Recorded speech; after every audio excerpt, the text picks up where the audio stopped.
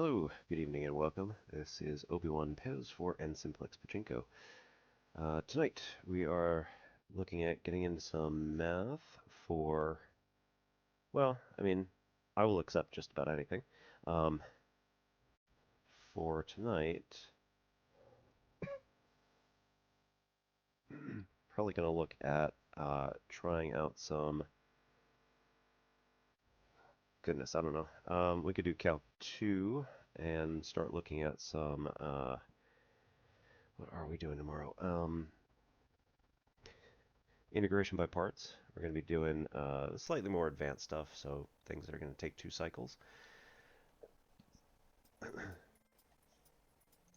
And we're also going to be looking at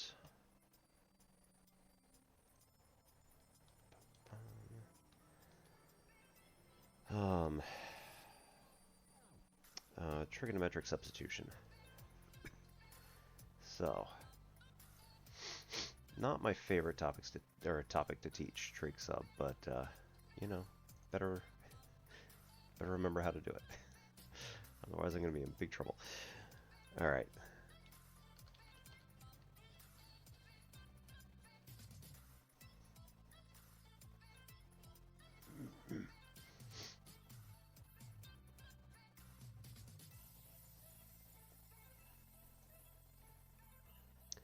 So, if anyone does have any questions, feel free to interrupt me, and we will move on to whatever questions you might have. Other than that, I'm going to be going through a few different types of problems.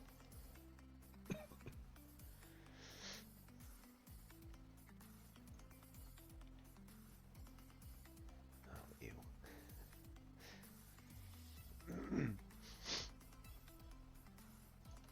This thing just tried to open a particular book.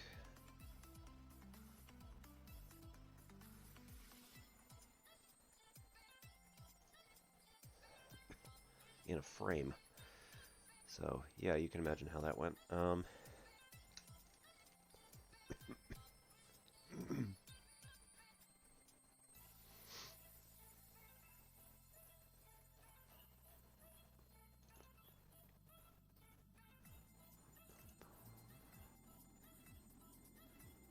Awesome. Alright, apparently don't have the book downloaded, so it's just going to have to take some time and get it on the web page here. I do apologize. I have a bit of a cold tonight, due to the fact that my kids both have it.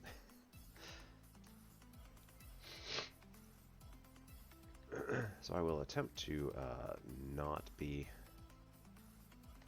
Uh-oh. Uh-oh. Oh no.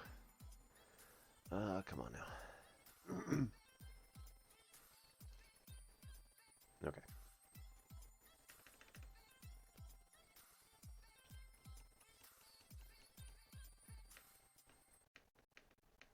Alright.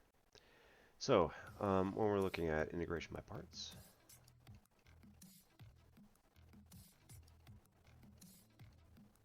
we had already talked about this in terms of the basic stuff a few weeks ago anyway.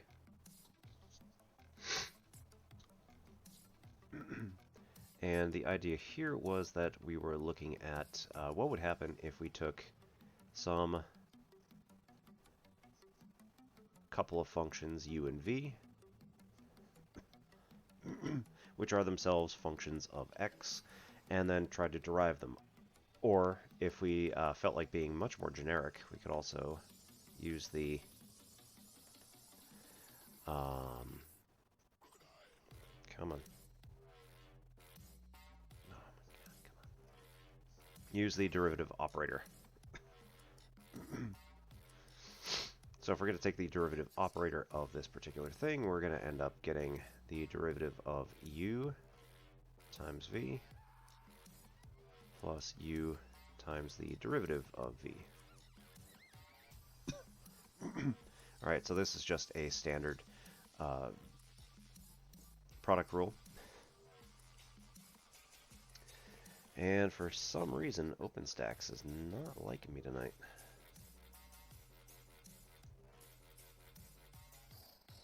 just get rid of this whole thing and just do the...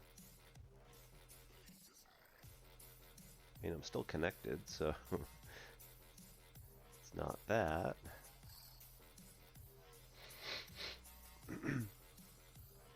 Alright, so integration by parts takes the product rule and says, alright, if we were to do this and say that we wanted to start with an integral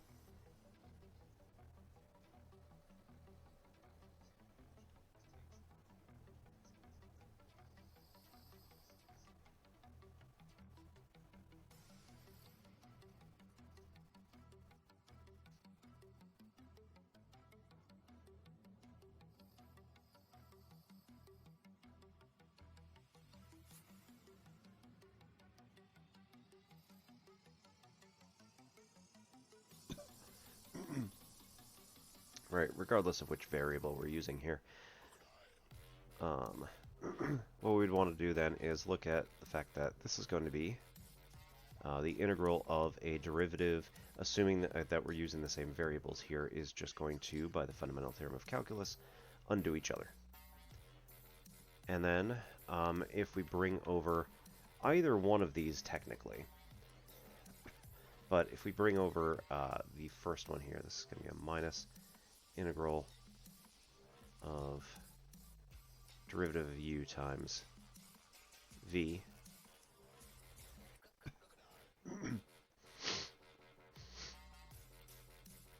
and set this equal to the integral of u times derivative of v.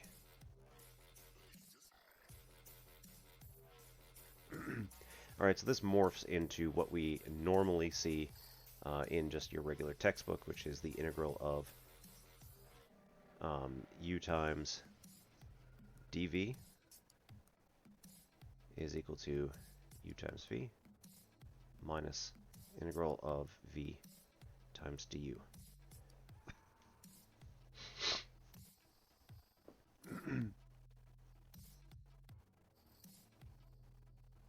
Alright, so we could do all sorts of fun stuff with this, like, for instance, trying to find the integral of the natural log of x dx.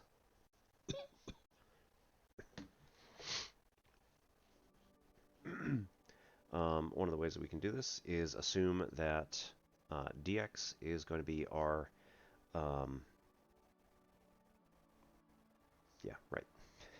Assume dx is going to be our dv that we have, and that the natural log of x is going to be our u. So let u be equal to the natural log of x, v be equal to, dv equals dx. Then if we use the same setup that we have for integration by parts, we know that u is going to be the natural log of x times v is then going to be just x minus integral of v is again x du is going to be the derivative of natural log of x, which is 1 over x dx, or dx over x if you prefer.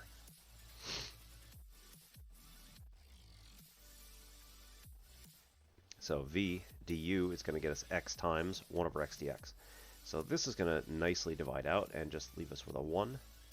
So this is going to be x natural log x minus the integral of 1 dx, or just integral of dx, is just x plus c. Alright, this is equal to the integral of natural log of x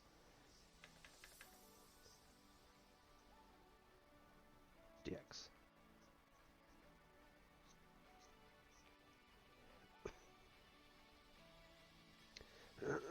Alright, so the integral of natural log x dx is going to be equal to x factored out is going to leave behind natural log of x minus 1 plus c.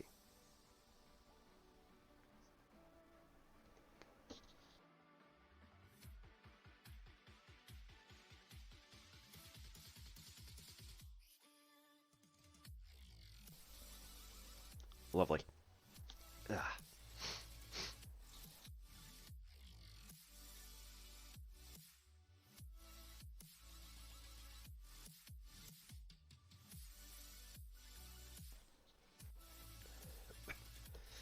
Ugh. Anyway.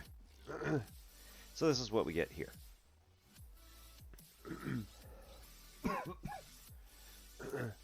Alright, if we want another integration by parts, this is one of the favorites, is just take, like, literally any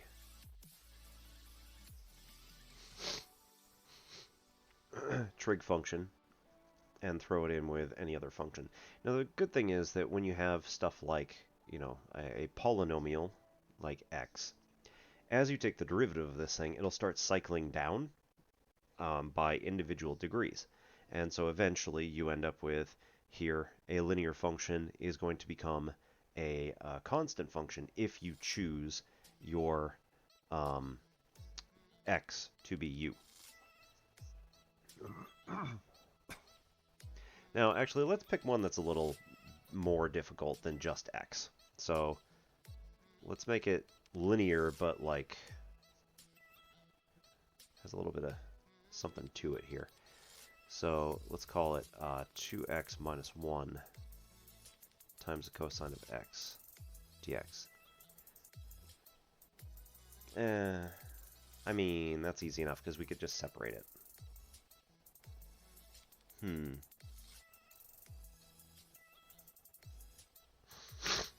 Yeah, sorry.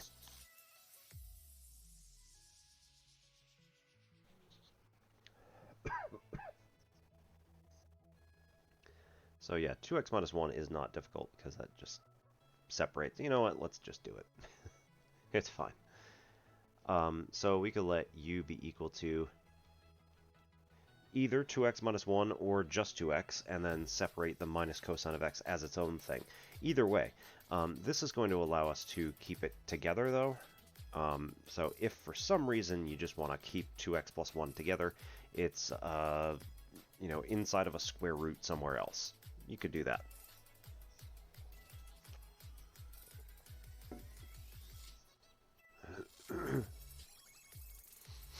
So this is going to mean that du is equal to 2 dx. dv is going to be equal to the cosine of x dx. And v then is going to be equal to the sine of x. So we can set this up now as uv, so 2x minus 1 times the sine of x minus integral of v du is going to be sine of x du is 2 dx times 2 dx. That 2 can get kicked out front. The integral of sine of x dx is going to be a negative cosine of x, all plus c at the end when we get down to it. Alright, and then this is just equal to, again, 2x minus 1 times the sine of x. So this is going to be equal to 2x minus 1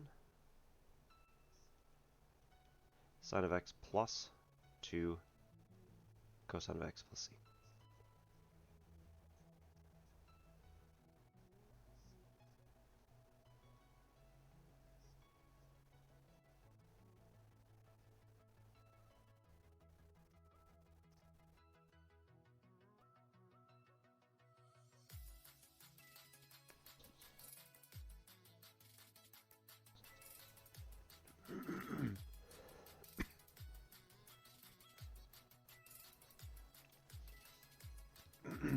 So you could do this with a linear function, just again keeping it together, or you could break this up and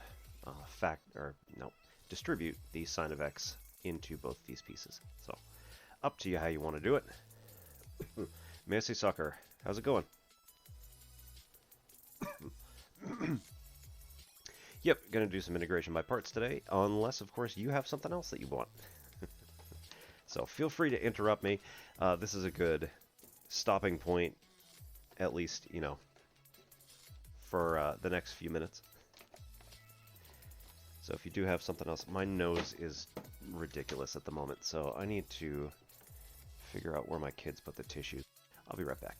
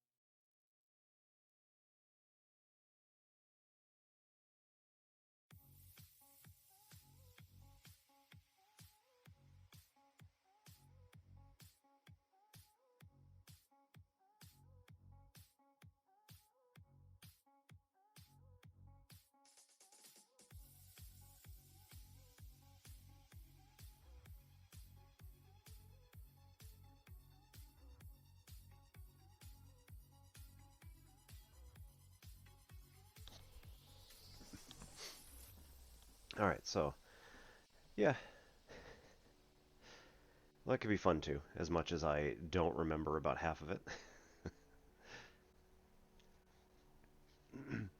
One of the good things that my spouse was able to teach me at various points was um, how to ask the correct set of questions to help somebody kind of dislodge themselves from any sort of stuck issue that they had.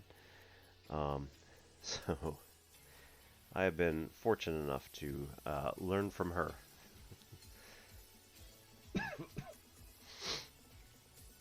As much as I am the educator, she has always been a very good tutor.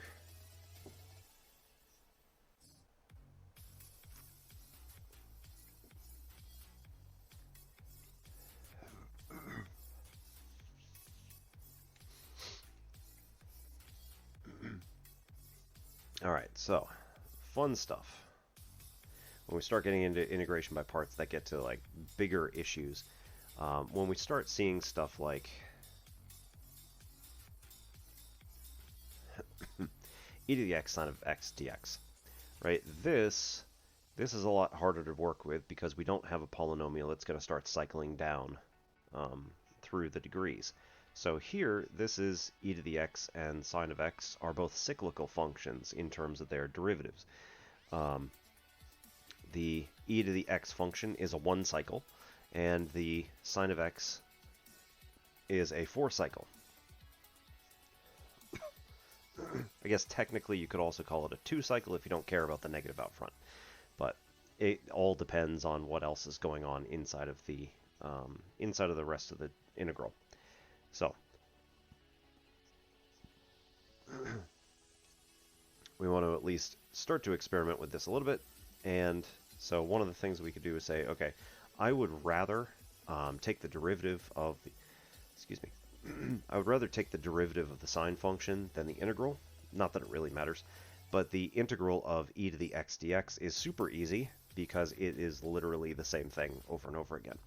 If it were e to the 2x dx, again, it's not going to be an issue. You could choose it as either u or dv, and it doesn't matter. You're going to get the same result in the end, so whatever, it's fine. But in this particular case, I think I would let u be equal to sine of x and dv equal to e to the x dx.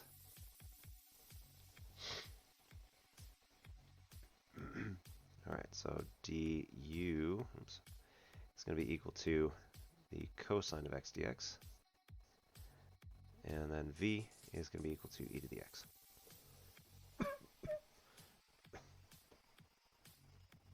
So this integral is then going to be equal to u times v, so e to the x sine of x, minus integral v du, e to the x du, cosine of x dx.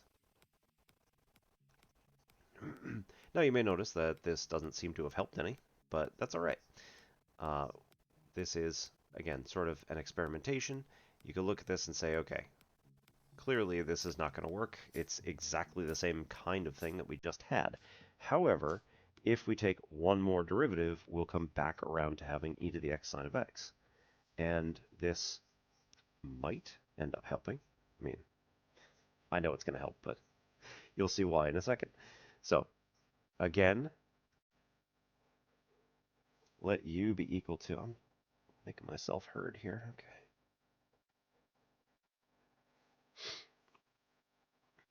Let u be equal to cosine of x dx this time. Nope, cosine of x. Then du is going to be equal to a negative sine of x dx. Here I just thought it was the music, but no, it's me. All right, and then dv is going to be equal to e to the x dx again, and v is going to be equal to e to the x.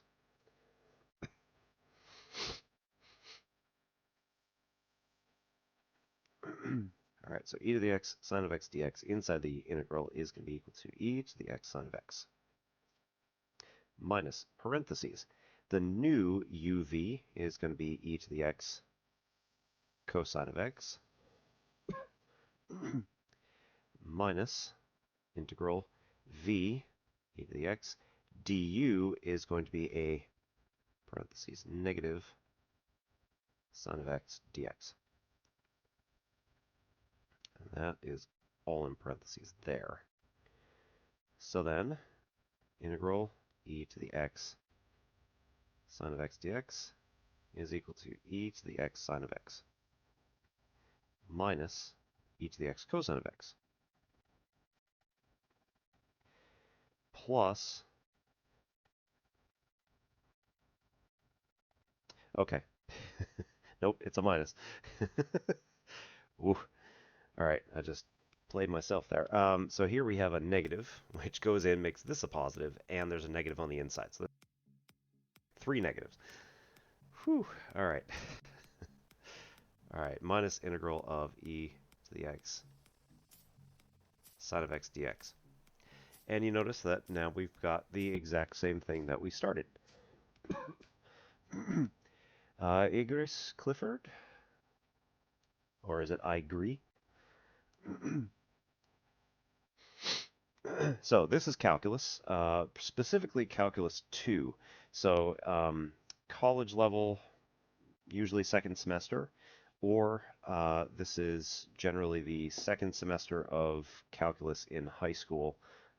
They touch on some of the stuff. So Math BC, or Calc BC, I guess.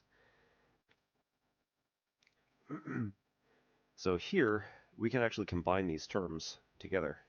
So we add to both sides integral e to the x sine of x dx.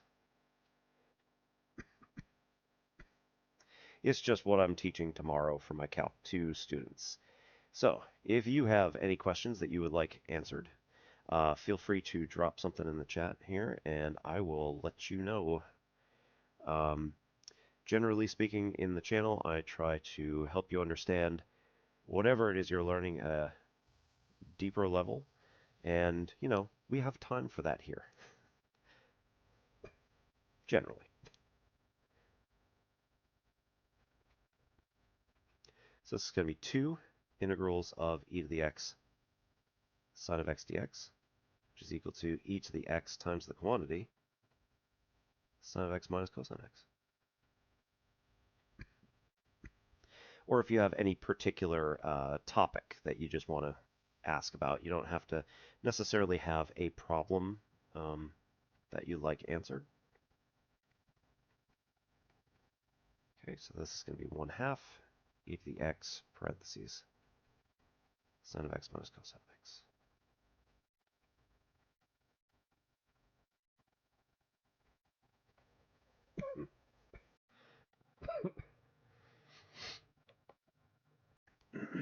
So this is kind of like a indirect way to get these particular answers is you end up using the integration by parts method twice, and it cycles back around to something else.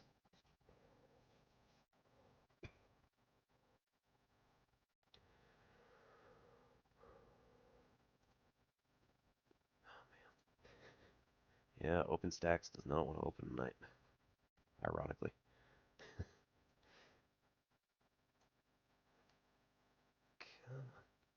Maybe they're doing maintenance and I didn't know about it. Well, that would be disappointing. Oops, no,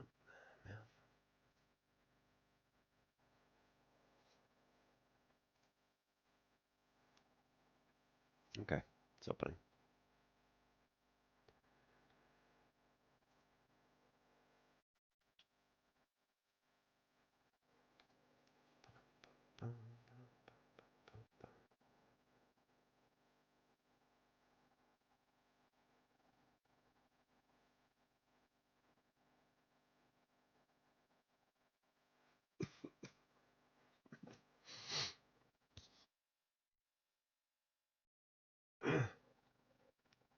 And as I said, anybody who has questions, feel free to either interrupt or just hang out if you want to. I'll be here all night. Come on, man, really?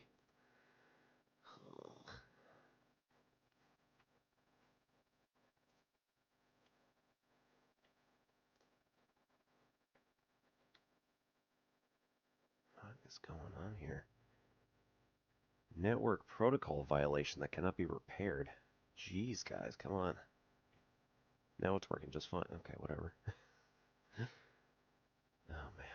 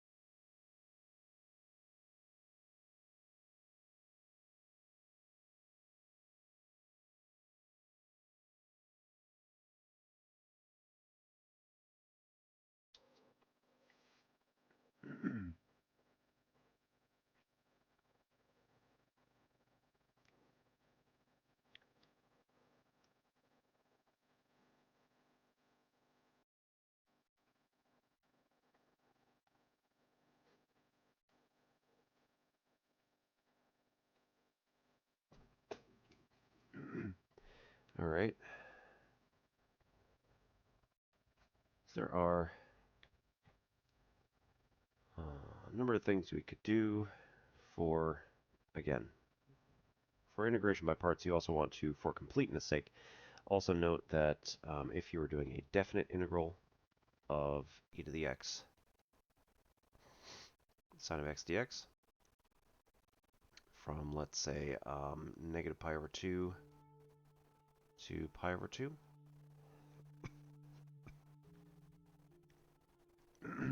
what would end up happening is that eventually we get down to, again, the 1/2 e to the x times the quantity sine of x minus cosine of x, and the integration would then also be evaluated from negative pi over 2 to pi over 2.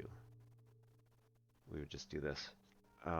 You could, in fact, do this at intermediate steps up above, but I tend to find that more distracting. So then you have to carry around numbers, and you don't always know what those are, and it looks like it's a different answer than than the indefinite integral. And it's not. It's all the same answer. So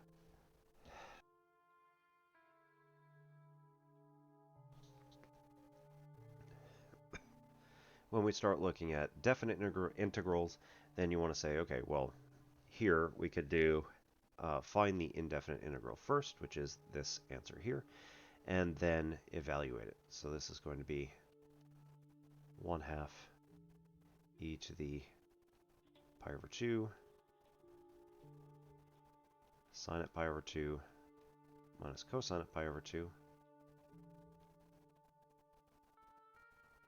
minus 1/2 e to the negative pi over 2 times sine of pi over 2 minus cosine pi over 2. When we do this, the cosine of pi over 2 is 0 in both cases, and the sine of pi over 2 is 1. The sine of negative pi over 2, cosine of negative pi over 2 is still 0. The sine of negative pi over 2 is going to be negative 1. So then that's going to come out front and change that to a positive. This is then going to be 1/2 times the quantity, e to the pi over 2 times 1, plus 1/2 is factored out, e to the negative pi over 2.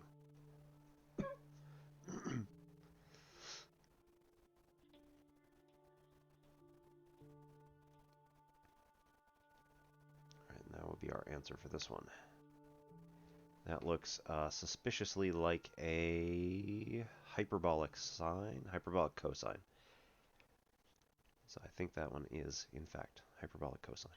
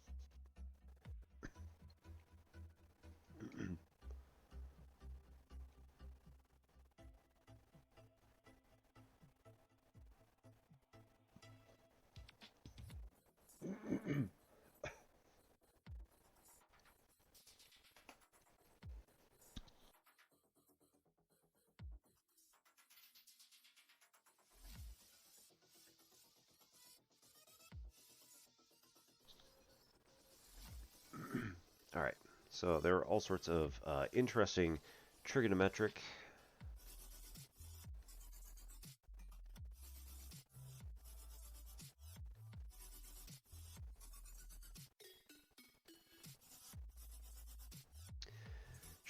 integrals, which are going to be of all sorts of different forms. So stuff like cosine to the n of x times the sine of x dx. This is actually pretty easy to work with because here this is a simple u substitution.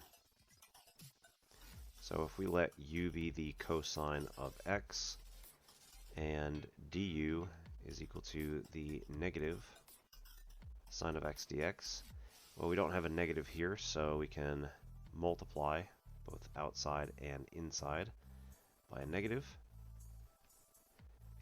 That then becomes the negative integral of u to the n du, which is then negative 1 over n plus 1 times u to the n plus c.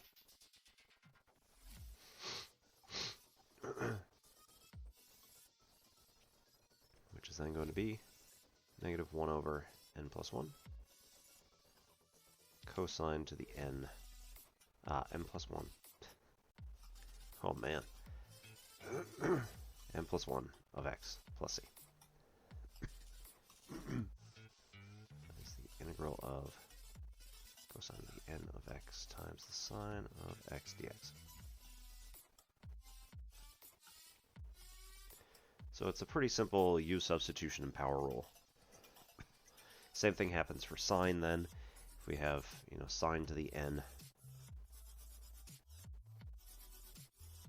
of x times cosine x dx.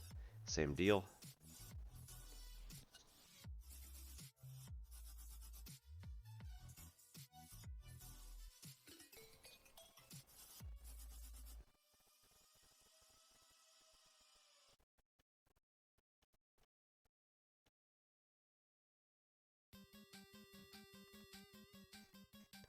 Alright, let sine of u be, or sine of x be u, and du is just going to be cosine of x dx.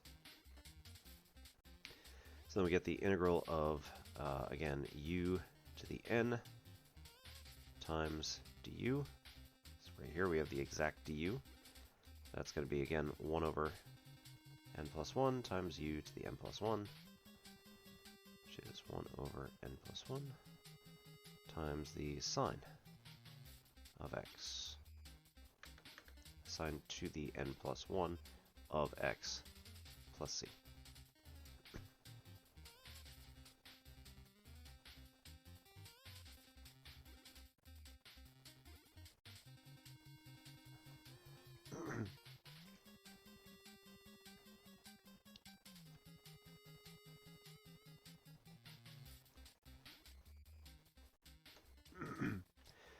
Alright, so a lot of times our trigonometric integrals, our books want us to go in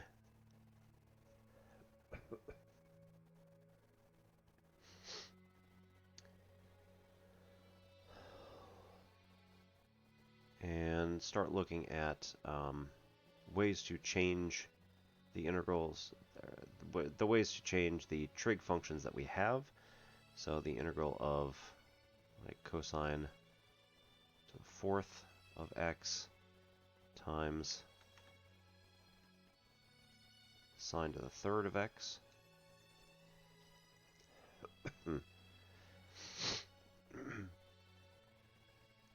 So dx. One of the things to recognize about all of this is that it would be really easy to convert 3 sine of x's into 2 sine of x's times another sine of x, and that sine squared of x could then be translated off into a cosine. Oh, man.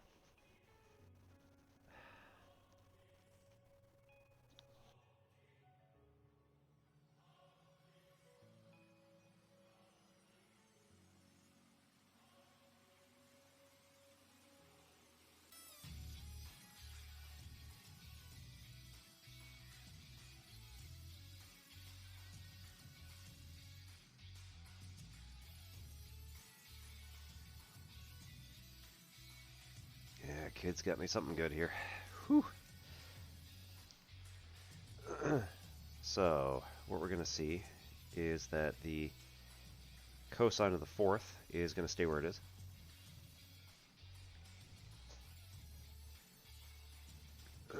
And then sine of the third is going to change. So generally speaking, if something is odd, then it can create even pairs, which are all going to translate into the other trig function. And then you're going to have one left over that can then be part of the du.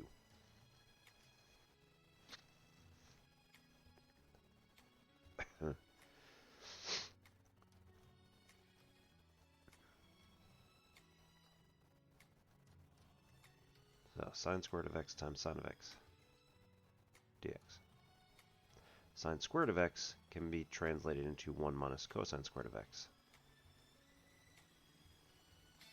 And then we have sine of x dx on the end. We'll let that be du, or at least be part of du. And again, cosine to the fourth of x multiplied by all that is still part of our integral.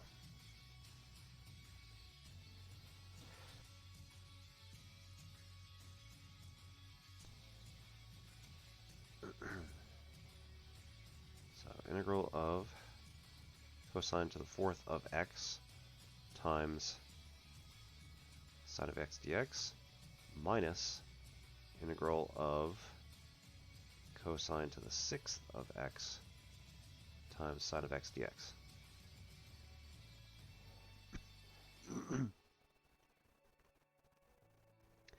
Right, so here we're going to treat this as, again, let cosine of x be u, and so negative sine of x is du dx. Man. Negative sine of x dx equals du.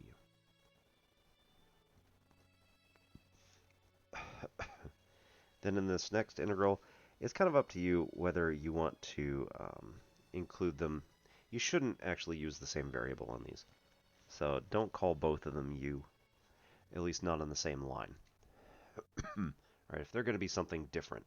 And actually, we can let them be the same because both of them can be cosine of x with negative sine of x dx being du. So that does actually work for both. And then here we are going to end up getting, this is u to the fourth. We again need to bring in a negative.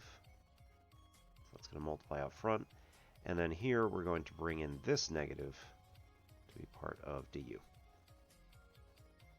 So it's going to be negative integral of u to the fourth times du plus integral of u to the sixth du. So this is going to be a negative 1/5 u to the fifth plus 1/7 u to the seventh plus c. Or 1/7 times the cosine to the seventh of x minus 1/5 cosine to the fifth of x plus c. Hey, Superbrain. How you doing?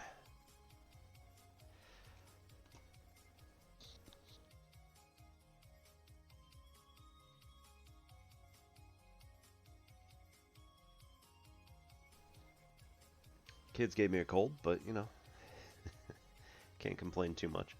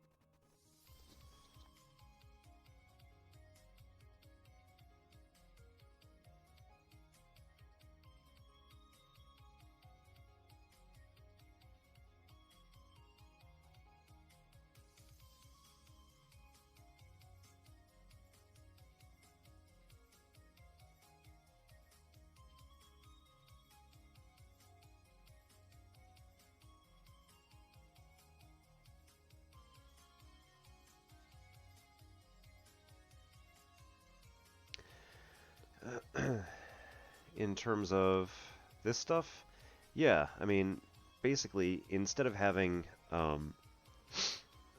two individual trig terms, which are here and here, which have two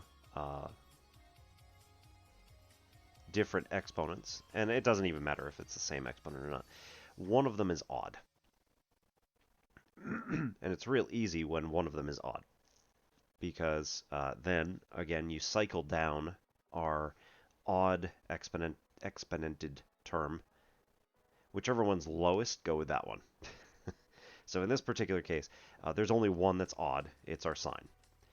If you have multiple that are odd, you know, if you have two terms, both sine and cosine, and both of them have an odd exponent, go with whichever one's lower and cycle that down. And take two of them at a time and make it 1 minus cosine squared of x instead of sine squared of x. And it works itself down to being this stuff. And then each individual separate section, keep in mind this used to be one term, right? Now it's going to become multiple terms.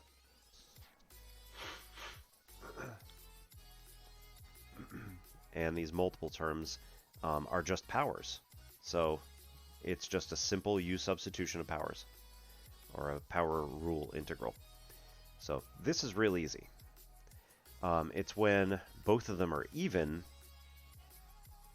that we have at least a small problem. Because again, if they're both odd, or if one of them is odd, you just cycle down whichever one is lower, or whichever one is odd. Yep.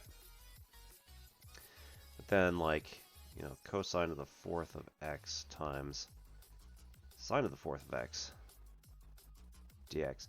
Now we've got a sort of problem at least, because we can't just cycle one of them down because then it goes away and there's no more dx to use. So the next question is, what do you do in that case, right? So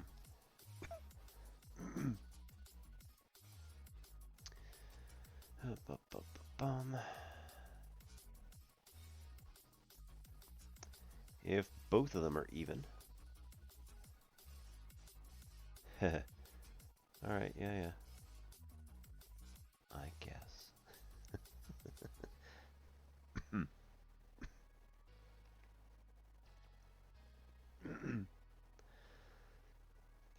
All right, so then this says if both of them are even, then we're going to use the reduction of power rule, which is that we can take our cosine of the fourth. Yep. And make it 1 here. This is going to be 1 minus cosine, that's plus, sorry. 1 plus cosine of 2x all over 2 is equal to cosine squared. So technically, it would be this thing squared.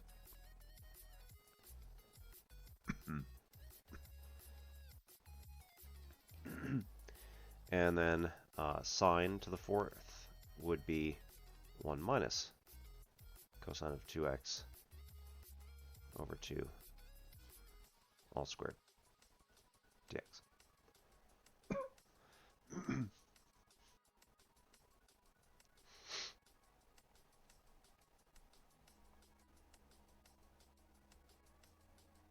Right. Yeah. Just making sure. All right, so here what we can do now is say, all right, we'll pull out some uh-oh. No audio. Like mine is working. It might have cut out, I guess, shortly. But my equalizer's going, so oh. Yeah, you know what? There we go.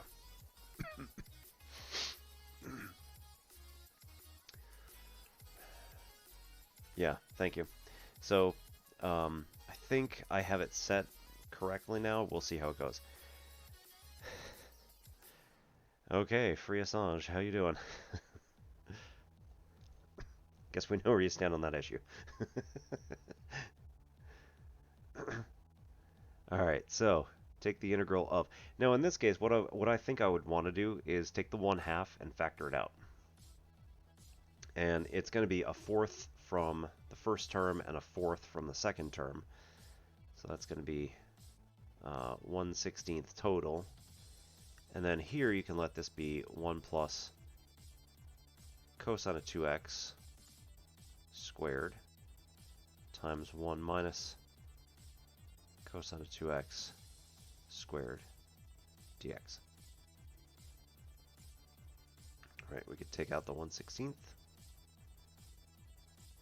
And what we can do here is say, all right, let's combine the 1 plus cosine of 2x and 1 minus cosine of 2x individually. And so these individually become difference of squares. So 1 squared minus cosine squared of 2x, parentheses, squared, dx.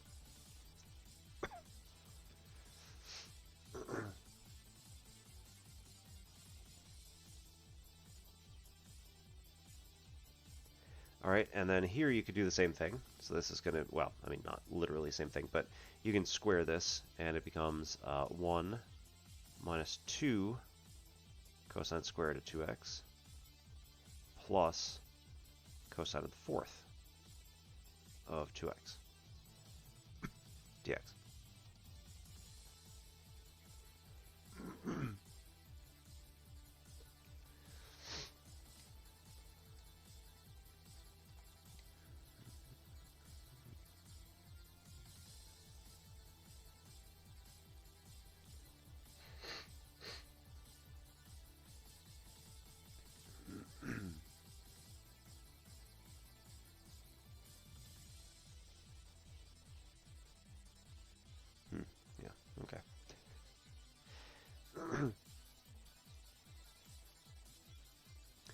And then as we go through, we can then continue and say we're going to get...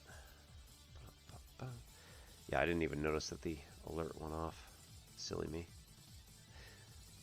1/16 integral of 1 minus 2 times here. We have the cosine squared of 2x. We don't have...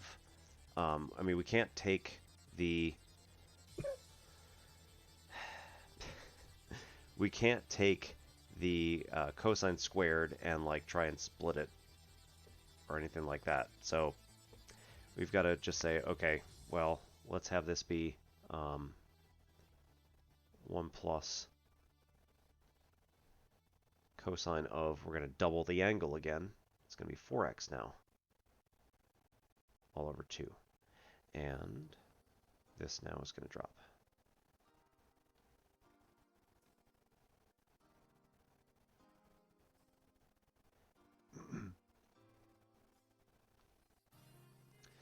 Okay, and then the next term is going to be a plus.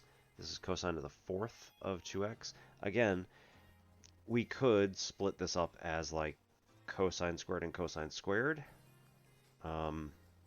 Or, again, we can now make it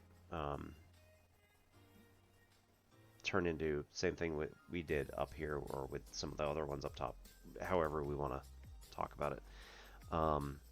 This can now be 1 plus cosine of 4x, we double the angle again, over 2, and all of this is squared.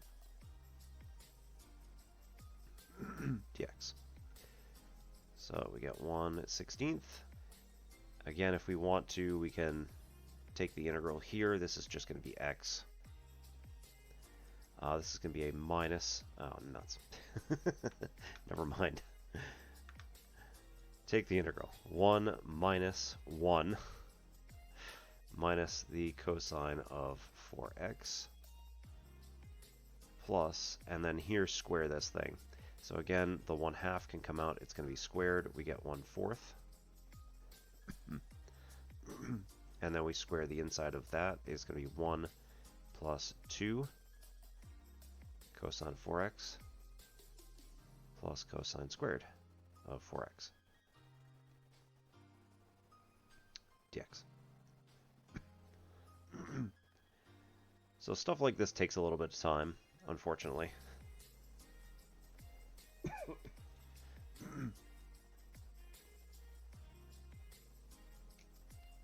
So, Free Assange, if you have any questions math-related, please feel free. And it doesn't have to be necessarily just mathematics content. It can be other related stuff. I am an active teacher in a non-K through 12, so it's a post-secondary setting, 2-year college, and I do some work with light research, hardly ever, but also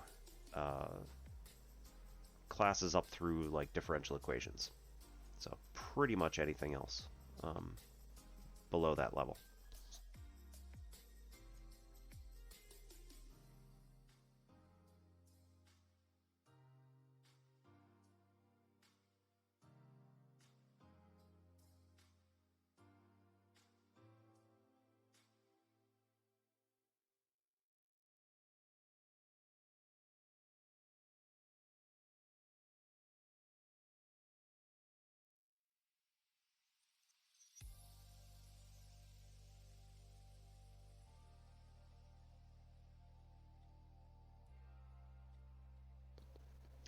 And apologies for my runny nose. My kids got me infected with something. It's not too bad, though. Could be much worse. Just a cold.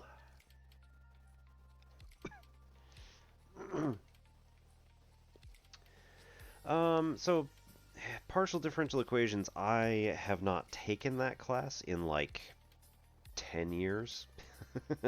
So there wouldn't be much of a discussion probably on my part.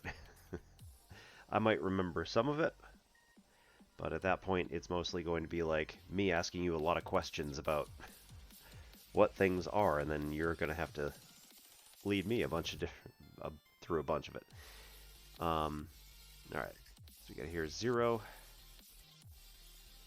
which maybe that's okay, but yeah, I'm not the person to do different partial differential equations anymore. Unfortunately, it's been a very long time. Plus 1/4. So when I took it, it wasn't awful. It was actually pretty good. I liked it.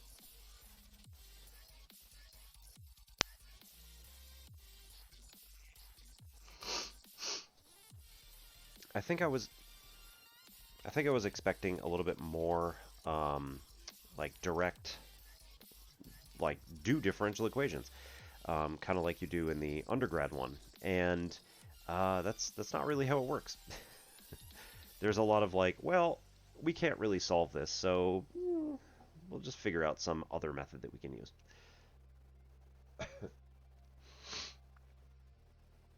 Yeah, one of my colleagues at school, her husband is a researcher within partial differential equations. Like, that's his specialty. And I'm like, yeah, that'd be nice. Not going to be able to figure that out, let me tell you. All right, so we got 1/4 here times, again, cosine squared of 4x. We're going to do double angle again.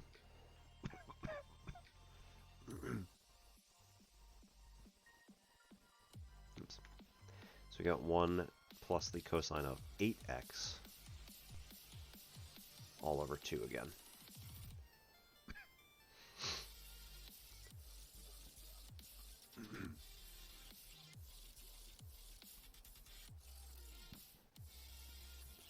So 1/16 integral negative cosine of 4x. And we have a positive 1/2 cosine of 4x. This is going to be a negative 1/2 cosine 4x plus 1/4 plus 1/8 here plus 1/8 cosine of 8x.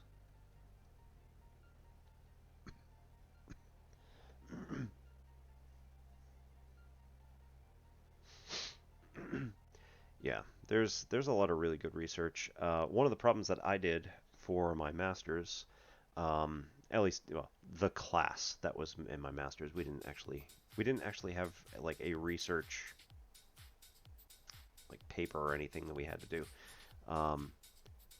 Was that there is this feature that was discovered off the strait or off the Rock of Gibraltar, somewhere near the strait, which had like it was this random cold spot in the middle of the strait that they were like, what is this? Like, how did this happen?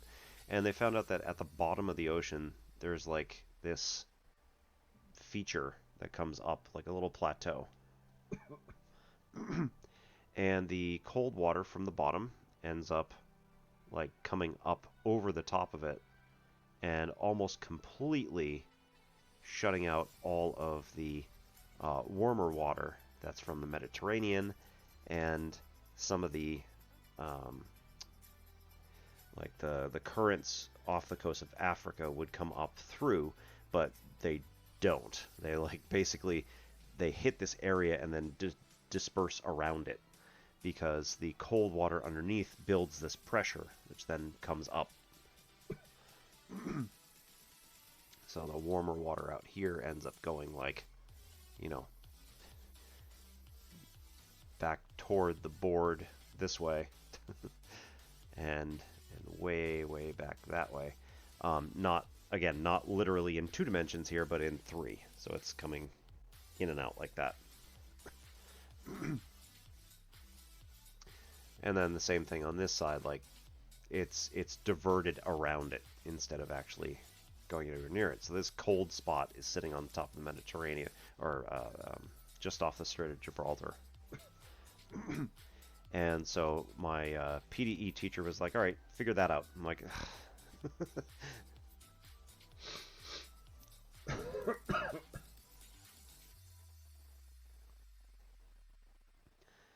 I don't really know what you want.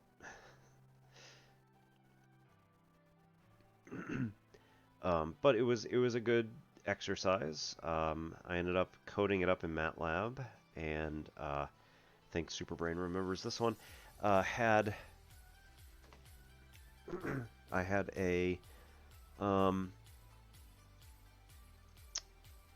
my results were that every other striation, so like I set it up as a series of layers going down, and that every individual temperature on every individual particle, I had like 10,000 particles or something like that, would be based on the temperature of all of its neighbors, or like orthogonally adjacent, so the ones above, below, and in front and in back. And then when it got close to the feature, it would then have a constant temperature inside the Earth, which is roughly true. Most Earth, no matter where it is roughly 54 degrees when you're deep enough down inside. If you're right on the surface, it's going to vary, especially in the ocean where it's cold and all this other stuff. But point was, all of the individual layers that I had calculated out had something like 10,000 degrees, and then negative 10,000 degrees, and then 9,000 degrees, and negative 12,000 degrees. So most of them were alternating positive and negative, and extremely high values. So I was like, I don't understand how this works. And my teacher took a look at my code, and he's like, yep, that's a conundrum. Have fun with that.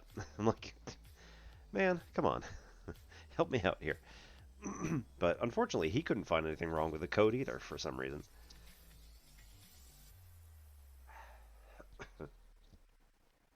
So there was some undiscovered bug that's sitting in the code.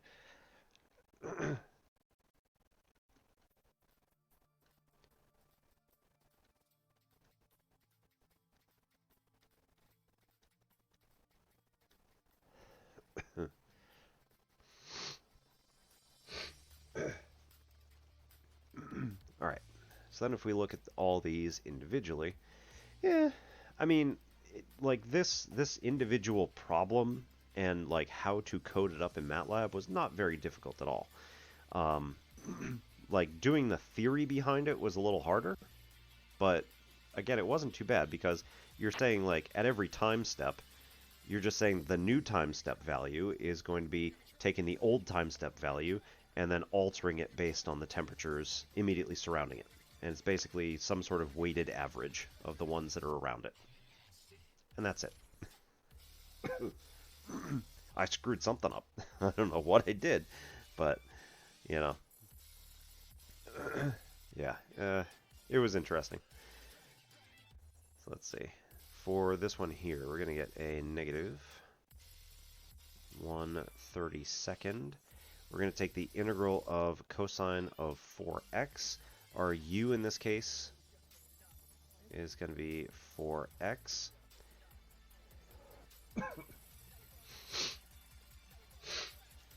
So du is going to be 4 dx. So this is going to be times a 1/4 sine of u, which is also just 4x.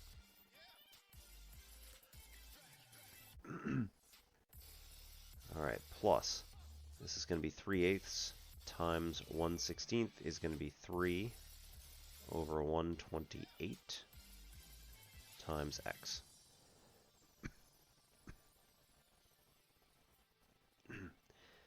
This one, yeah, and like it should have been pretty obvious when I looked at it, but like, again, I spent hours just staring at this code and couldn't get it.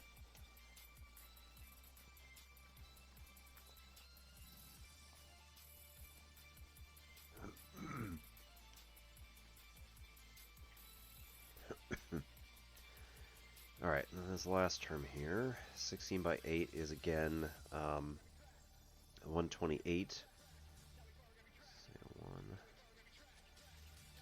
Nope. 1/128th. And when we take the integral of a cosine, it is a sine.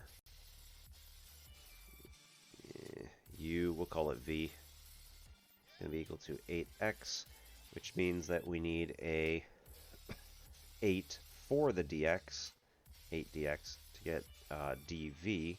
So therefore we get another 1/8 on the outside. And it's going to be sine of v, or sine of 8x, times 1 over 8, plus c.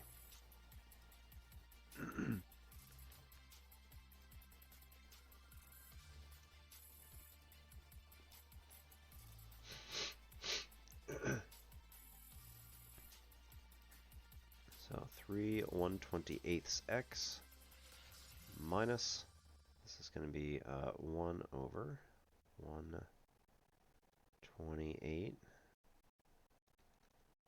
sine of 4x plus 8 times 1/28 is going to be 800, 960, yeah, 1024, okay.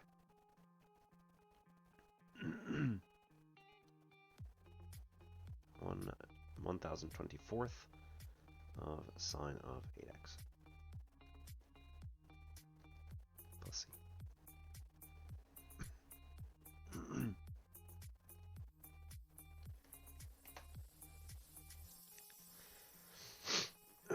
So some of these take a little bit of time to do. They get kind of annoying sometimes.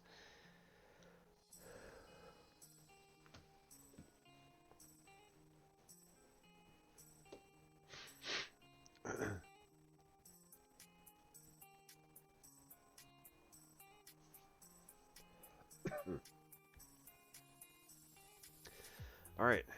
Any other particular questions, things you want to find out about? Teaching methods?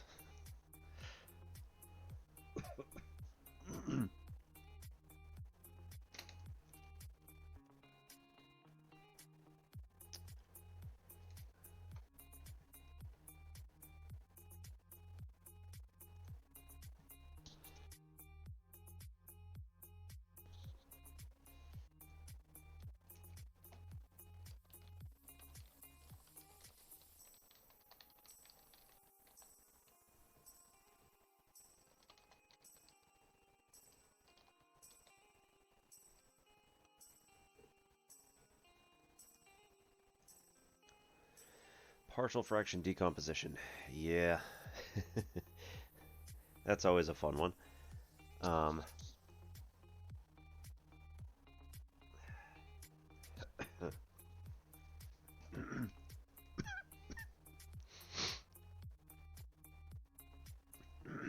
So, probably not.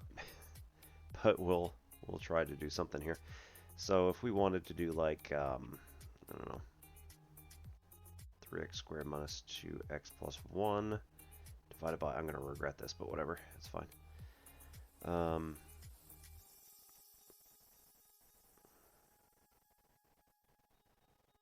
That's not what it is.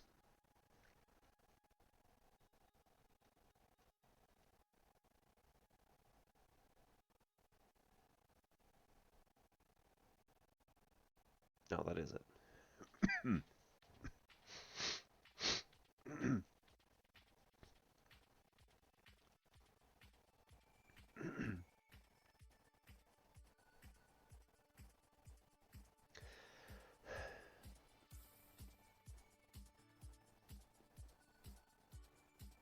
Yeah.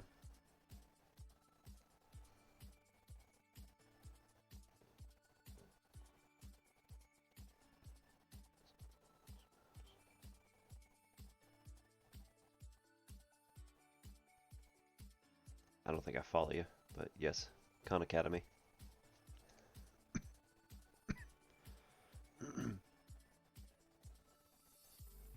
Alright, so if we wanted to split this thing up, we want this to be some sort of a over x plus 4 plus some sort of b over x plus 2. Yeah, we'll worry about that later. Alright, so then this ends up being 3x squared minus 2x plus 1. equals a times x plus 2 is the term that's left over when you multiply through by x plus 4, x plus 2. And b, you're going to have x plus 4 left over here. You know what? Maybe this is a bad idea. Maybe we just want the 1.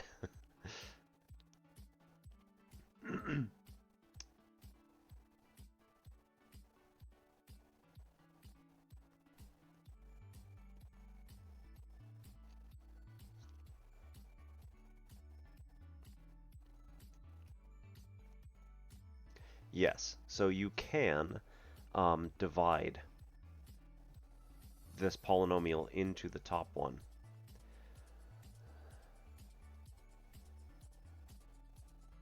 Which might be a better idea. I don't know. We'll see.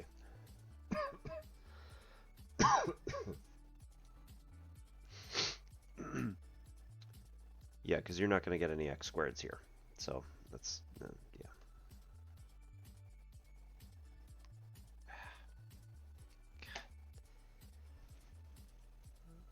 It's awful. Now it just keeps running.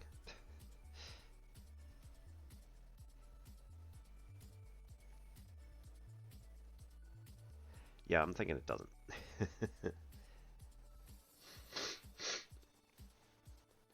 All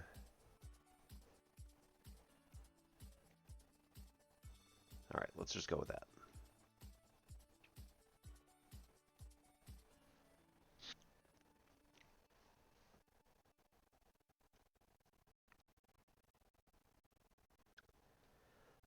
So if we were just this part, this is what we're going to get here.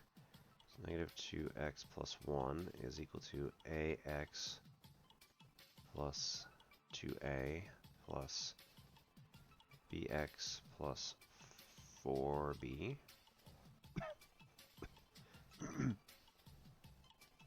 This is going to be negative 2 in x's. Negative 2 is going to be equal to a plus b. And in constants, 1 is going to be equal to 2a plus 4b. So this creates a system of equations.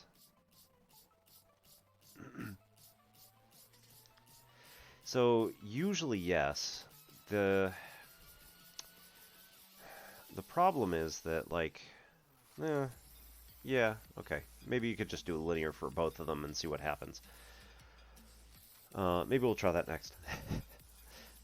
Anyway, for this, we can say the top one we can multiply by 2 and get a negative 4 equals 2a plus 2b.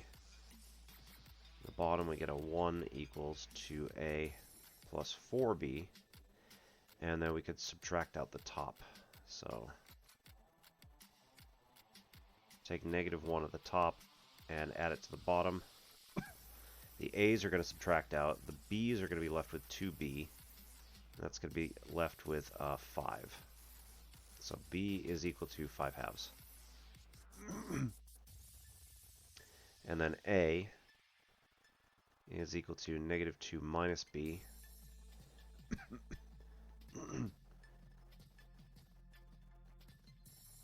So that's going to be negative 4.5 or negative 9 halves.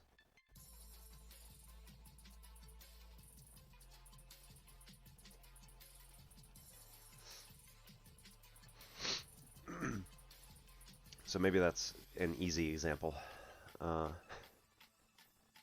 right, so let's just try this. Let's see what happens.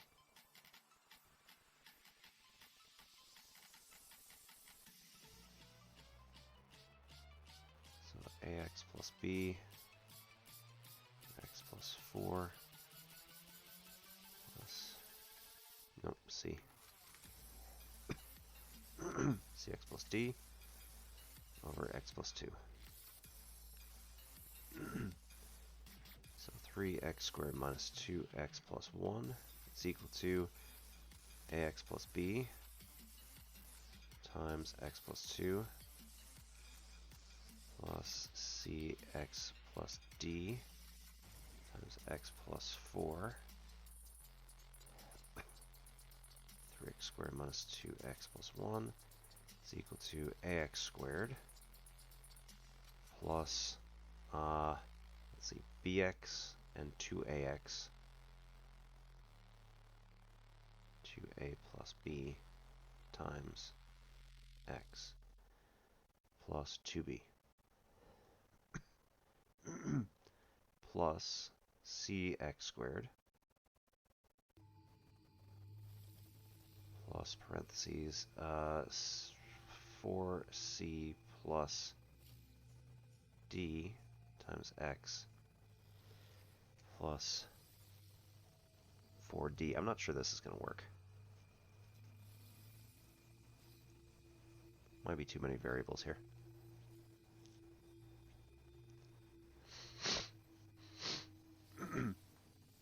Oh, I see. Ew.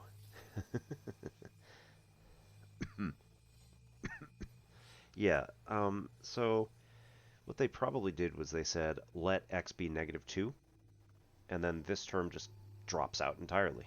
And then when x is negative 2 here, you get 2 times negative 2c plus d here. And then all of this becomes whatever you get when you plug in negative 2. So that'll create its own little miniature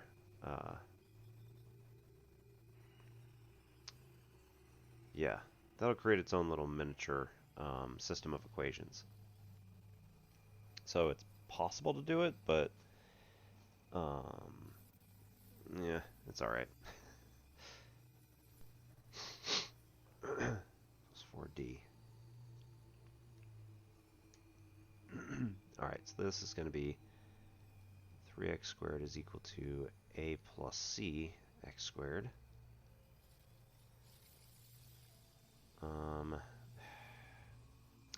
I don't think this is going to work. I'm not going to have 4 equations. 2a plus b plus 4c plus d is going to be equal to negative 2. Those are the x's. And then 2b plus 4d equals 1 is going to be the constants.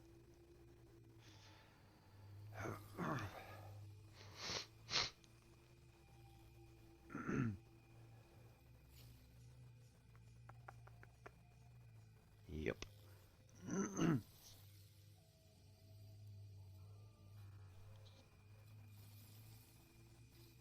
Yeah, I think we have a problem here because now we've got 4 constants and 3 equations. Unless one of the constants is 0 and it just drops out. Which would be nice, but I don't think we can just prove it immediately. Unless we can find something just offhand that drops out anyway.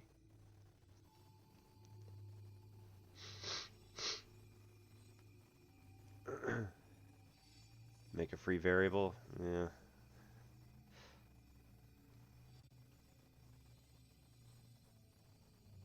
I mean, I guess. Oh,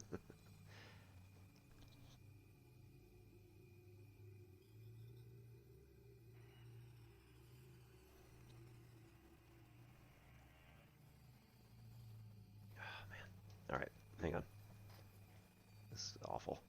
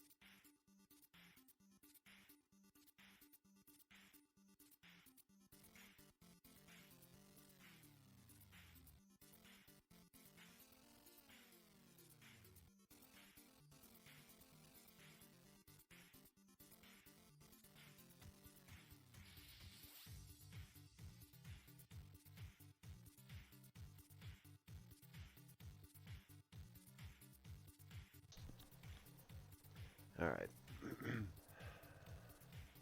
Anyway.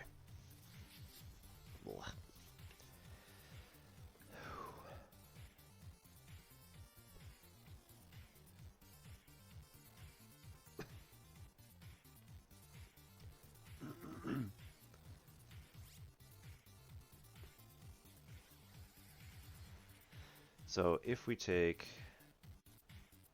this line here and let x equal -2, right? So then we get 4 times 3 is going to be 12. Minus 2 times -2 is going to be +4, plus 1. It's going to be equal to a -2, nope, that whole term is 0. And then we get a d minus 2c times 2, -2 plus 4. So this is 16, 17 equals twice 2d minus 4c.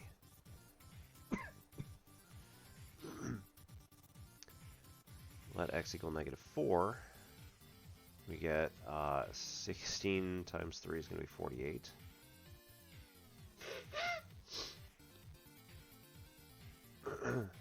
Plus twice that is going to be 8 plus 1.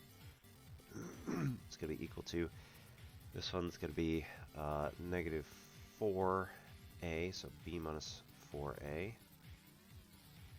times -4 plus 2 is going to be a -2. Multiply by. And then plus 0 at the end. So it's 57. Oh. It's going to be equal to an 8a minus 2b.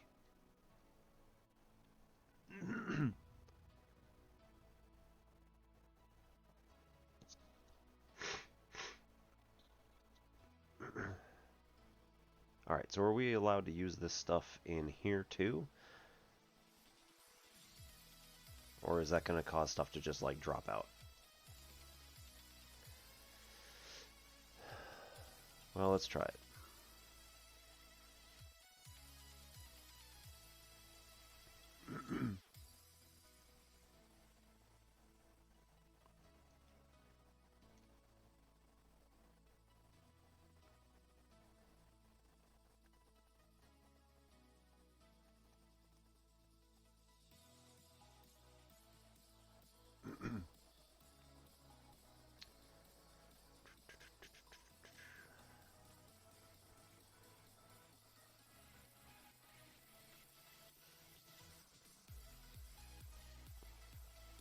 Okay, so we've got A plus C. Let's make an augmented matrix out of this and do some linear algebra. So A, no B's, plus C is equal to 3 from our first equation here. So A plus C equals 3. Let's move this in a second position. So this is going to be 0, 2, 0, 4 is going to be equal to 1.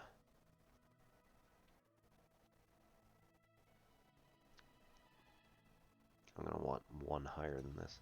So, 2a, 1b, 4c, and 1d was equal to a -2.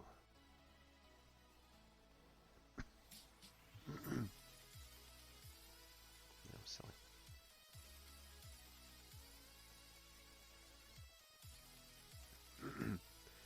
Okay, so 0204, got that one. 8a,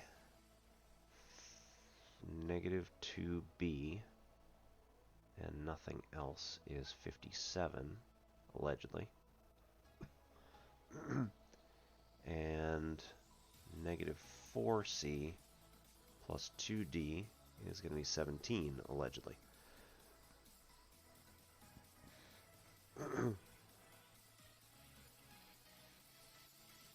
Yeah. This is 5 equations with 4 unknowns, so in theory, this is actually going to work, but we'll see. Alright, so let's go to matrices. This is going to be a 5. Oops. 5 by 5. So 2, 1, 4, 1, -2, 1, 0, 1, 3, 0, 2, 0, 4, 1. Yeah, well, that's the thing, is that if it is redundant, then it will be linearly dependent, and it's just going to drop out and become zeros at the bottom. So, in theory, it should work. We'll see how it goes.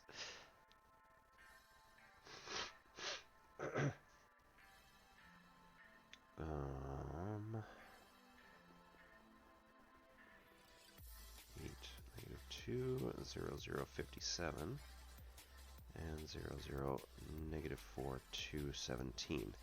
Alright, so if we take this particular matrix and we do a row-reduced echelon form on it, then we should end up with something useful. Okay. Turns out there are 2 redundant ones.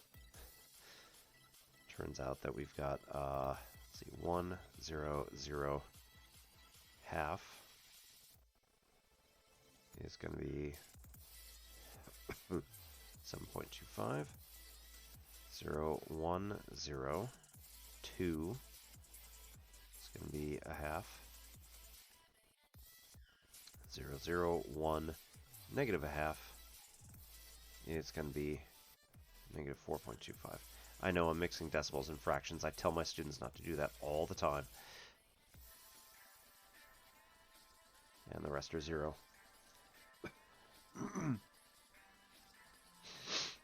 So, 2 linearly dependent.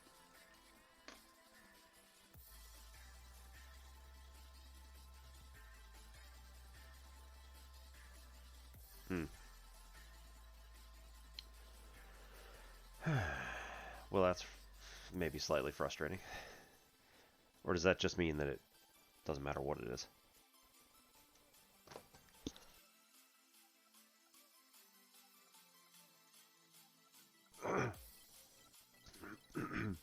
Oh, yeah.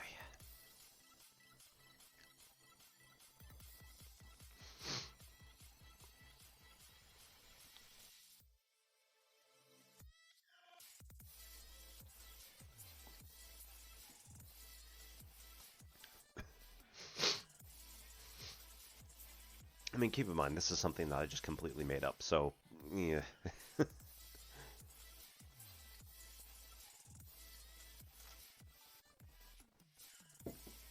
Dankeschön.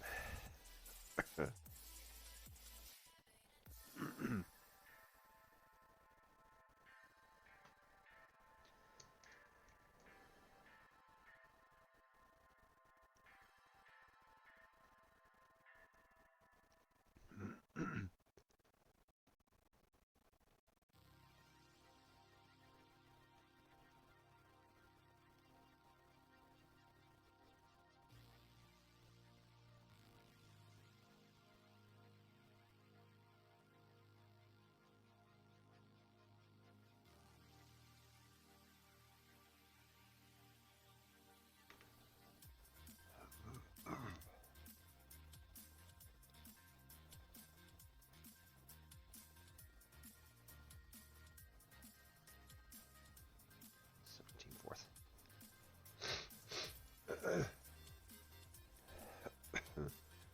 Yeah, okay. So then...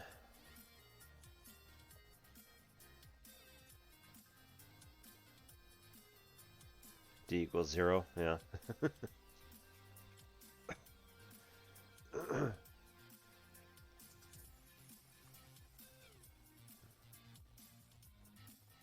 mean, we're allowed to assume anything, right? If it's a truly free variable. So then that would just simplify it.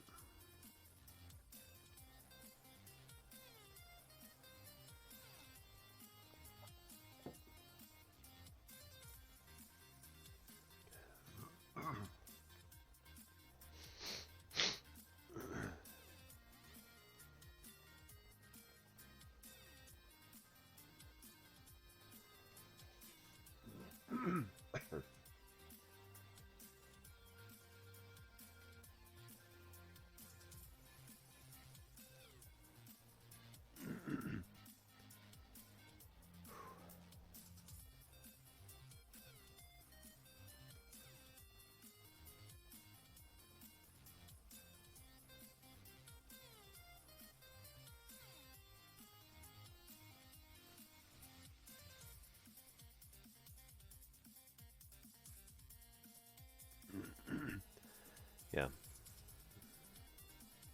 I mean, it works, right? All these things still fit the...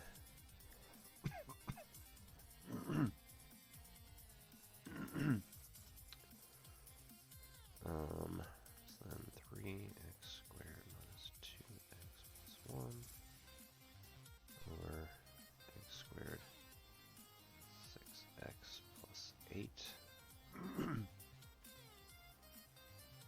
can be equal to 29 fourths x plus a half over x plus 4, which then we can simplify that.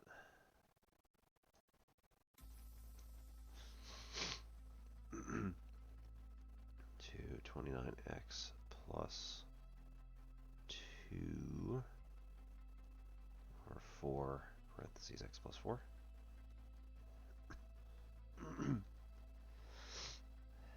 For some definition of simplify, it's fine. Plus, and then actually it's going to be a minus 17 fourths x over x plus 2, which then again we can multiply by 4, top and bottom, make it 17x over 4 parentheses x plus 2. I mean, it seems reasonable.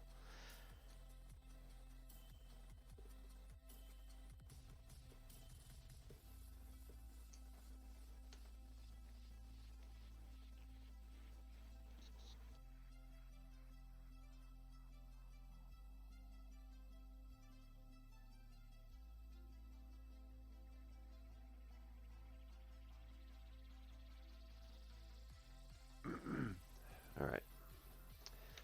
So, I mean, it's one way to go.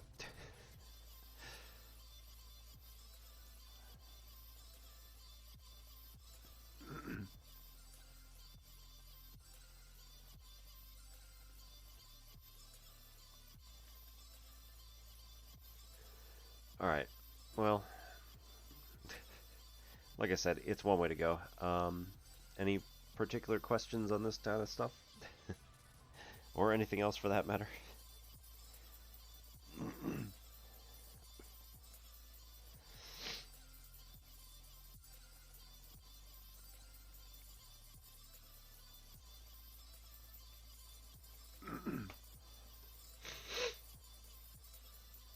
Okay.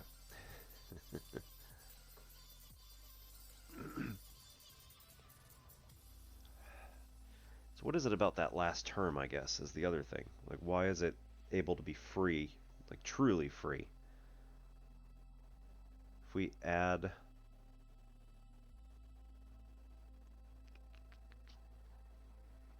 Like, if we just add any term onto it, it's still going to be equivalent? Or is it only equivalent if it equals 0, if d equals 0?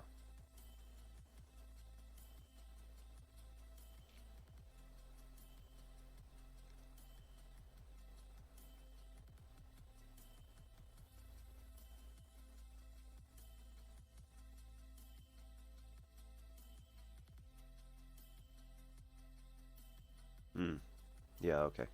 That's true.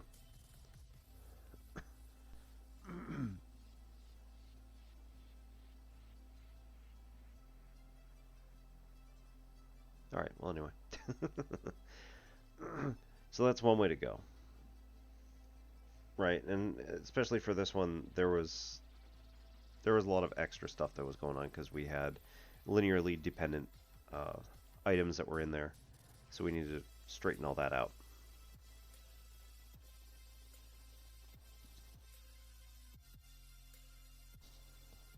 Right, so there are multiple decompositions depending on the values of the value for D, which will then affect A, B, and C. So it's like a family of value, or family of decompositions.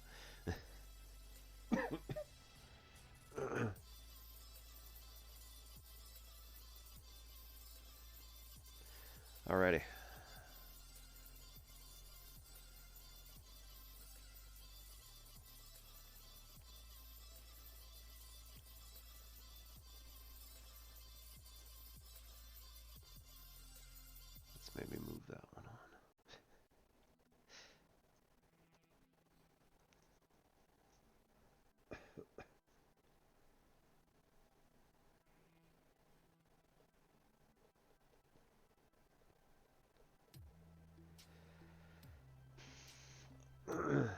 such that one of the fractions is equal to 1?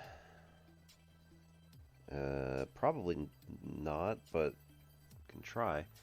So is there a case when...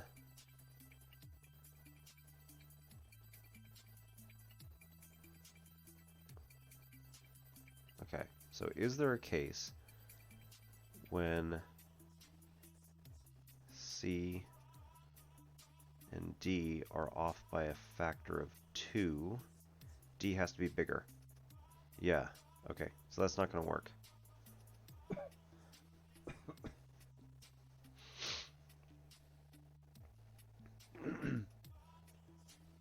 Well, it's not equal to 0. Never mind.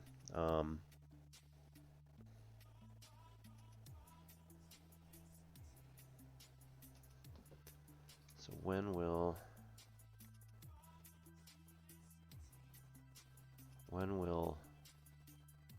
the value for C be equal to exactly 1/2 D in order for the second term to just be 1? And then for that to happen, we have C minus 1/2 D equal... No, those are parallel. Yeah, because C is equal to 1/2 D minus 17/4, whereas this is plus 0. So those are parallel lines. So that's never going to happen for the second fraction. And the relationships that we have between A and B are that A is twice as big as B in this case. And here, right? A is 4 times as large as C, roughly. No, sorry, other way around. B is 4 times larger than A with a factor 2. Actually, that one might work. Oh no, 4, right? It's 4. Right, that doesn't work. Because B would need to be...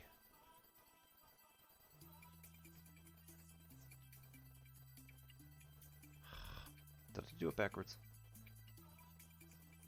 No, that's right. Yeah, we need A to be 4 times... We would need B to be 4 times larger than A in order to divide out this thing. And again, what we have is that 8A is going to be equal to 2A plus 57. So again, here we have something that's parallel. Yeah. So actually, you can prove that it can't do that. There are no values for A and B, nor C and D, for which one entire fraction will just be equal to 1.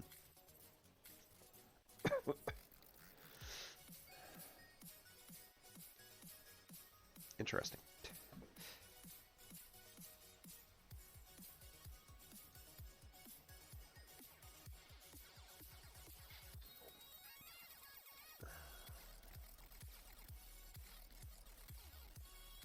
So if D were 17/2, then we get half of that as negative 17/4. You'd add it and C would be 0.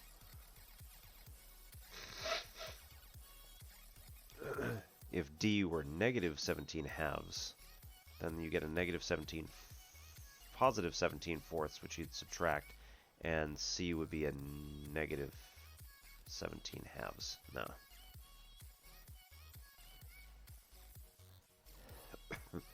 So, Thud, I don't technically have a certification, but I teach at a 2-year school where you don't need one.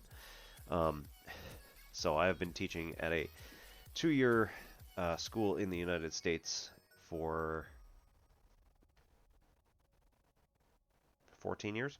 It's been a while.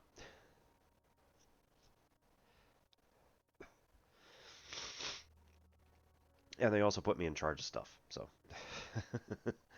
if that helps. Do you have any particular questions or topics that you want to learn about?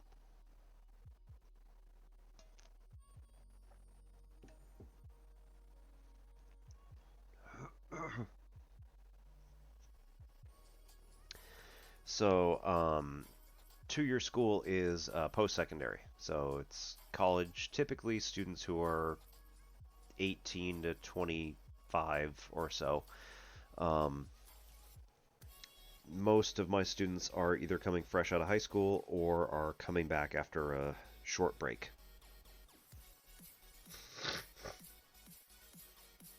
They want to get their either associate's degrees or work on their bachelor's degrees, but then want to transfer out before they actually complete an associate's.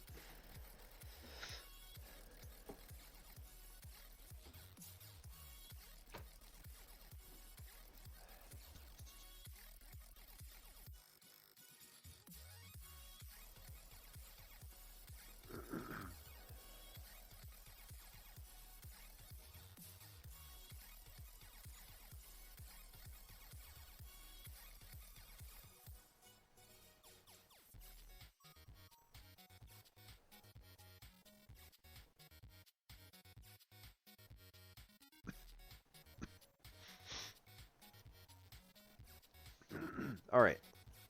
What specifically about polynomials? It's like, what have you been dealing with? Just properties in general, graphing?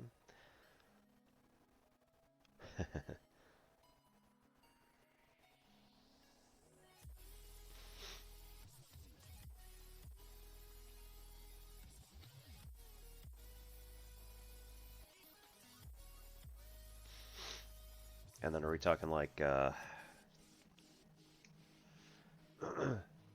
okay, so if we're going to do multiplication, my favorite method is to look at what has usually been termed the box method.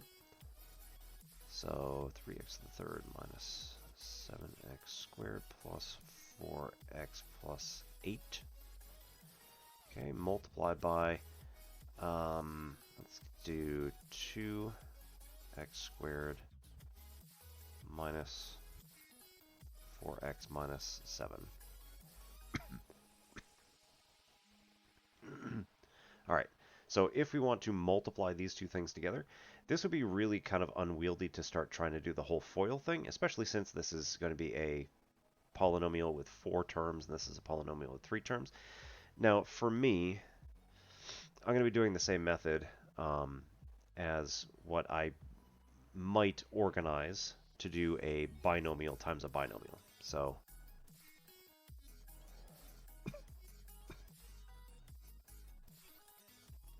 if I'm just going to multiply 2 binomials like this, oftentimes I don't manually do the FOIL thing. I don't really like it. So at least for organizational purposes, oftentimes what I'll do is I'll have students make this box sort of chart. And along each the row and column headings, they're going to put the individual terms. So ax plus b around the top and cx plus d around the side. When you multiply, you want to get the product of every possible combination of the stuff in the first box and the stuff in the second box, or stuff in the first set of parentheses and the stuff in the second set of parentheses. So here, this really does mean that you're going to multiply your column headings times your row headings into each one of these spots. So starting down here, this one's nice and easy. It's d times b, or b times d, however you want to write that. This one up here, it's going to be b times cx. Down here, this is going to be d times ax. And up here, this is going to be ax times cx. Now, it doesn't matter particularly how general this stuff is, how abstract we have this. The pattern is always going to be the same. So here, what we're going to do is we're going to multiply the constants together and just rearrange in the order in which we are multiplying stuff, because this multiplication here of a times x, and the multiplication here of x times c, and multiplication here of c times x are all the same. So we could just reorder everything. That first one here is going to be a times c times x times x. Here, we're going to separate these by addition because we have 4 things that are all being added together. We have a b times c times x plus an a times d times x plus a bd.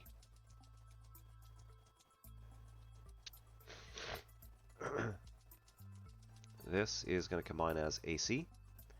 This is going to combine as x squared. Those are all multiplied together. Plus, we'll do a real one in a minute. BC plus AD, all times x, plus BD here. Okay, so how do we extend this to larger polynomials and ones that actually have numbers in them? So I would organize it the same way. Say that we're going to do 3x to the third minus 7x squared plus 4x plus 8. Ugh. Going down, 2x squared minus 4x minus 7.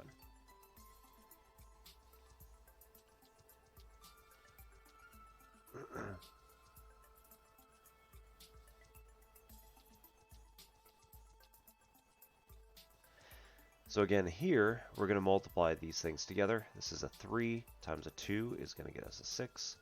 X squared times x to the third is going to be x to the fifth. Coming across, this is a negative 7 times positive 2 is a negative 14. And 2 x's from each is going to be x to the fourth. 2x squared times 4x, again, 4 times 2 here is going to be 8. X squared and x is x to the third. 8 and 2 is going to be 16 times the x squared that was already there. Coming down a row. Stop me if this is insane, but the negative 4 times the 3 is going to be a negative 12. X times x to the third is going to be x to the fourth. Right, and you can always put a 1 next to it if you need it. Negative 4 times negative 7 is going to be a 28. X to the first times x squared is going to be x to the third. Negative 4 times 4 is negative 16. X times x is x squared. Negative 4 times 8 is a negative 32 with x to the first. And then here, negative 7 times 3 is a negative 21 x cubed. Negative 7 times negative 7 is a 49 x squared. Negative 7 times a positive 4 is a negative 28 x to the first. And negative 7 times 8 is negative 56. Now the other convenient thing about this is that all of our results that we get are within these boxes. Again, we're adding them all up because we're getting all of these resultant multiplications. And the things that have like terms are all fitting along diagonals. Now this does only work due to the fact that we have all of our terms here. So an x squared, an x, and a constant, and an x cubed, an x squared, an x, and a constant. If we skipped any of these, like one of them was a 0 x squared or something like that, then this column would be full of zeros. And most likely you wouldn't even write it. It'd just be a blank column, or it wouldn't even be a column, it'd just be gone. But if you put in all of your placeholders, this is what you'd end up finding out, is that all of our like terms are along diagonals.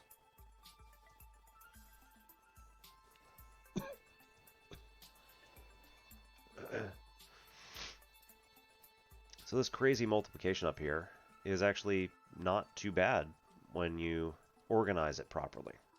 So we get a 6x to the fifth. Here we have a negative 12 and a negative 14. It's going to be a negative 26x to the fourth. Here we have a negative 21 and a positive 28 is going to be a positive 7. Plus 8 is going to be positive 15x cubed. This stuff, negative 16x squared and a 16x squared. Gone. So now we just have the 49x squared from the bottom. Okay, here we get a negative 32 and a negative 28 is a negative 60x and a minus 56 at the end.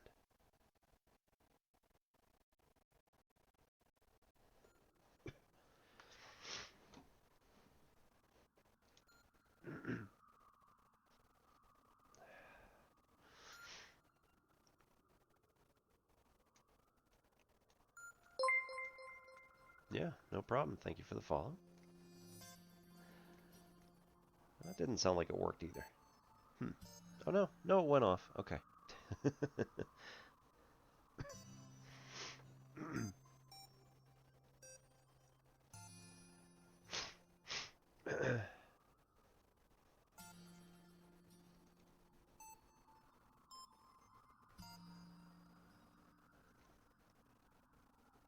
Yeah, good luck.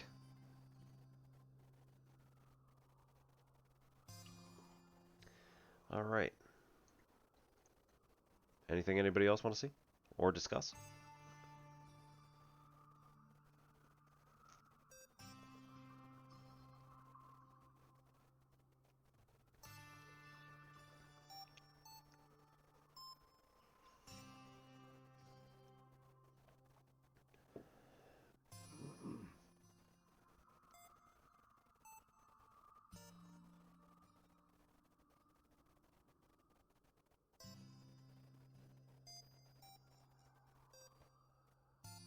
Sounds familiar. What is that? No.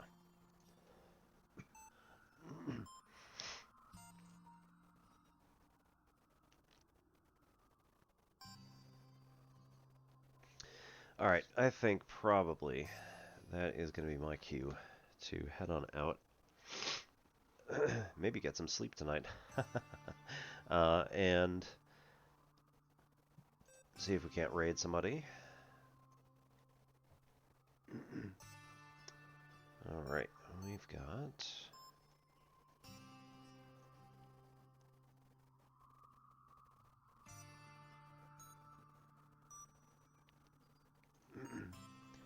Yes.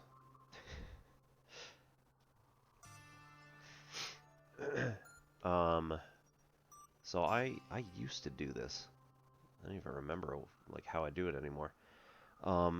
You'd have to have a mounting program for it. I remember I had a whole bunch of cracked discs, mostly due to the fact that like some of my older ones stopped working. So like I just went online and found a crack for it and was like, look, I have the disc. Wasn't even like I downloaded it, you know, illegally or anything.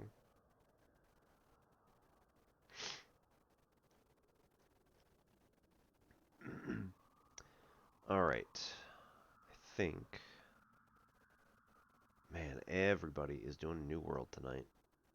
You know what? Let's go see Jason. Jason Charles Miller is a music streamer. He is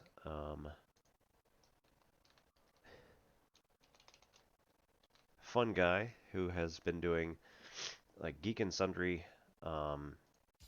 He worked for Geek and Sundry for a while and still does some of the songs, like theme songs for some of the streaming games that have come up. So he does TTRPG stuff and